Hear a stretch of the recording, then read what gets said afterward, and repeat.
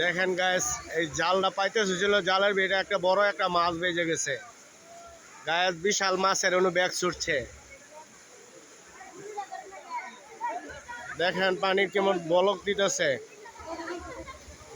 Chandrakona sluice gate সংলগ্ন বন্যার খুব আশঙ্কা আছে, মানুষের ফসল খায়া যাইতে পারে, এই ধরনের পরিক্রমা চলতেছে গাইস। দেখেন সবাই মাছ মারার জন্য ভিড় করছে।